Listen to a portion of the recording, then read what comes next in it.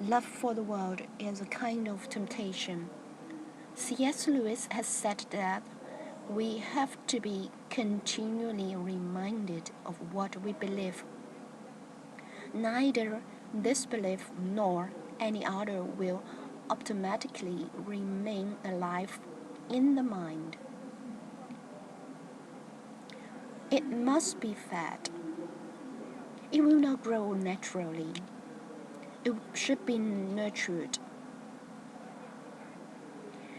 And as a matter of fact, if you examined 100 people who had lost their faith in Christianity, I wonder how many of them would turn out to be reasoned out of it by honest argument. Do not most people simply drift away?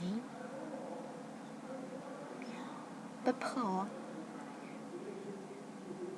here was not discouraged because of DEE-muhs' love for the world, because he saw lots of people are attracted by the love of the Lord. He could see many people are attracted by the Lord rather than those who are attracted by the lust of eyes. Those people admire the crown of righteousness rather than the fame and king of this world. Yes,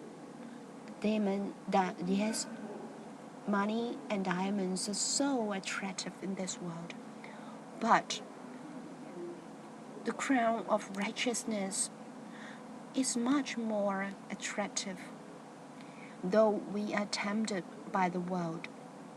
But Paul still saw lots of Christians following the Lord. He saw these Christians as desire to follow the Lord rather than the world.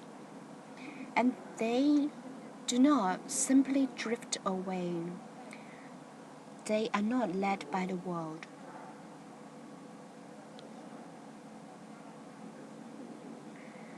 He saw many people going to lots of places in order to preach the gospel. He saw Titus going to the museum, and he still have Luke with him. Though Paul was weak in health, but he was so strong in spirit. And Paul has particularly mentioned Mark. So who this Mark is?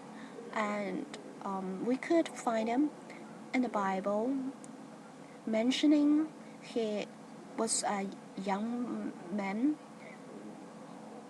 He was afraid of being chased by the soldiers when Jesus was sold to the Roman government.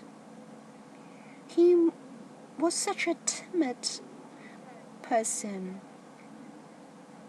and in fact he has been with Paul and Barnabas going to Europe to preach the gospel, but he was afraid of those difficulties and has left the team.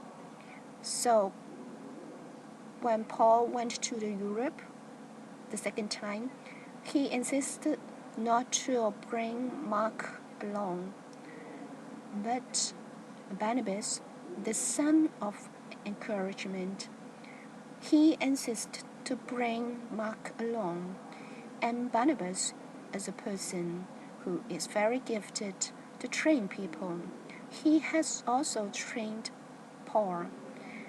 Therefore, Mark was accepted and trained, and finally he has become a very successful missionary.